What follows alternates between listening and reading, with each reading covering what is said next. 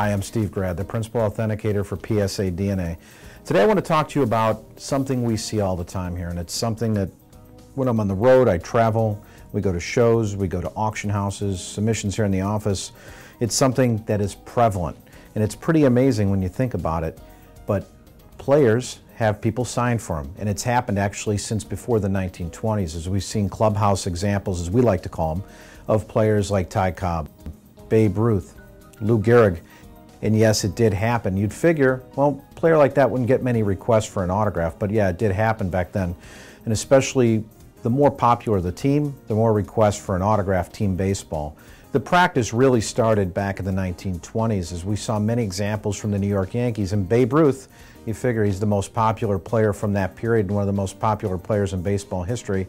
Babe Ruth was actually the first player, one of the first to use a clubhouse signer. And when I say clubhouse signer, it wasn't that Babe Ruth wanted to deceive you. He didn't want to trick you, but the requests were just too many. So instead of Babe Ruth sitting there signing a baseball, he would have the clubhouse man do it. And what's interesting about this is we saw this practice continue, especially with the New York Yankees, from Babe Ruth to the end of Lou Gehrig's career, to the beginning of Joe DiMaggio's career, and to the end. It's picked up by Mickey Mantle, and Mickey Mantle carried the tradition all the way through the 1960s until he retired, and then picking up the mantle again from Mickey Mantle was Thurman Munson. And throughout the 70s, Thurman Munson was known for using a clubhouse signer, and many of the Yankee players were. Billy Martin, Reggie Jackson, a lot of the players just couldn't handle the request. Now, if you were maybe the league president or Bowie Kuhn or someone important, you might actually get a real signed baseball. But what we found out through the years is that a lot of the star players didn't like to sign the balls. Now, today I have a few special baseballs with me to kind of illustrate that example. And the first one being is a 1939 Yankees baseball. Lou Gehrig, the Iron Horse, as you all know, July 4th, 1939, Lou Gehrig said goodbye to baseball. But during that season, Lou Gehrig had a tough time signing his name, and especially starting in spring training, the execution of his signature was very difficult. Lou Gehrig had a tough time signing his name, so instead of Gehrig penning his name, he'd have to turn to a clubhouse man to sign it for him. And this particular baseball I brought in today and to showcase was actually signed by the clubhouse man. This is a 39 Yankee ball. And what else we see on here, and this is very typical from the period, Lou Gehrig, Lefty Gomez, almost always Lefty Gomez was a clubhouse signed baseball. I'm not quite sure, you know, it's interesting to think what these players were thinking at the time. It's unfortunate because they're both passed away, especially Lefty Gomez. I'd love to be able to ask Lefty Gomez, why did you use a clubhouse guy? Lefty Gomez was a nice guy. He was a great signer as an in-person request or through the mail after he retired. So what we do with Lou Gehrig here is a simple glance. I could usually determine whether this is a clubhouse ball or not. But what I also do is I'll go over to my exemplars and I use this database that I've put together over the last 10 years, we'll hear at PSA DNA, and I'm able to determine, did Lou Gehrig sign this ball or not for sure? And a simple check here is a valid example signed in St. Petersburg, 1939 spring training, when Lou Gehrig was still able to more or less execute his signature.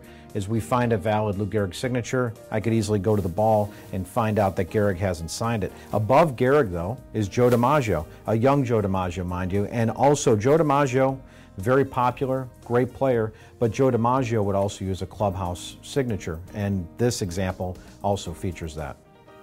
Another team to use a clubhouse signer, and this was prevalent throughout the 1940s and 1950s, were the Brooklyn Dodgers. Featured some of the most popular players in baseball, Jackie Robinson, Roy Campanella, Pee Wee Reese, Sandy Koufax, Don Drysdale, but these guys really didn't like to sign that much. And what we found, especially throughout the 50s when the Dodgers had some real powerhouse teams, is that most of the baseballs ended up being clubhouse signed. And there was one man in particular who led the charge for the Dodgers. He was a young kid, but he was very artistic. His name was Charlie D. Giovanni. And we get submissions every week here in the office that feature not the signature of Jackie Robinson or Roy Campanella, but the signature of Charlie D. Giovanni as Roy Campanella and Jackie Robinson.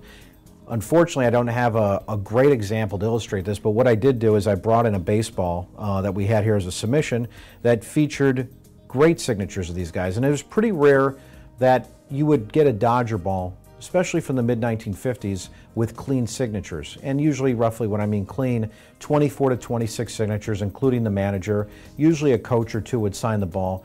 But what you find on these balls is even if you have a nice ball with a real Roy Campanella, a real Jackie Robinson, Duke Snider and Pee Wee Reese would be clubhouse signed. And typically what we look for in a clubhouse signature baseball, a lot of times different ink. A lot of times the clubhouse guy, if there was real signatures, would look for a place in the bottom of the ball. And when I mean the bottom of the ball, I'm talking down here towards the bottom where he could squeeze in a signature. And this would typically happen probably about 70 or 80% of the time with the Dodgers, is that a ball would be lacking Duke Snider. It would be lacking Pee Wee Reese. So instead of them signing the ball, they would have the clubhouse man sign their name for them in the spot provided below. In 1951, Mickey Mantle wasn't a big star. By 1952, 1953, Mickey Mantle was a big star. And by the time the mid-50s rolled around, Mickey Mantle didn't want to sign autographs. It was really simple for Mickey. He'd probably pay the clubhouse attendant. Clubhouse attendant would sign his name on baseballs. We found this to be the case probably in about 80 to 90% of Yankee team balls from 1955 to 1969, which was pretty much the whole time of Mickey Mantle with the Yankees. Mickey Mantle just didn't like doing it. Now there were special times, and we have a ball here today that I was able to bring in, two balls actually, that feature real signatures of Mickey Mantle. Mick wasn't the biggest fan of doing this, but he did it from time to time, especially when he was younger. But what I brought in today was a 1962 Yankee baseball. Mickey Mantle's actually signed a real signature on this. It was rare for Mickey to grab a baseball and sign it. His clubhouse signature, very broken up, very choppy, very sloppy. His real signature, especially from 55 to 69, was very consistent and stayed the same throughout his life. Okay, the illustration I have on my screen is a signed Yankee team ball from 1968. And what we see when we immediately look at it is I don't see the same flow, I don't see the same spontaneity. I see a whole different baseline, and when I need baseline, I mean Mantle pretty much stayed on the same course throughout the baseball. That's drawn slowly, the shading is different. This is not Mickey Mantle's signature, this is a clubhouse signature, and this is something that was very common throughout Mickey Mantle's entire career. And as you could see by the examples illustrated, clubhouse signatures were the norm for some teams. Funny story, Detroit Tigers, great teams in the 1960s and 1970s, had some great players that played for them, Norm Cash and Al Kaline. But the Tigers used an interesting concept for team balls. What the Tigers would do is they would farm out baseballs to local prisons and have forgers work on them for them. And that's what we've seen throughout my tenure here at PSA DNA, is baseballs signed by the Detroit Tigers 1968, 1969, 1970. They'd all feature different color pens, but they weren't actually signed by the players. They used the prison system. So even baseball teams got pretty clever. Just be careful in what you're buying and what you're shopping for, and always remember the clubhouse guy could strike you.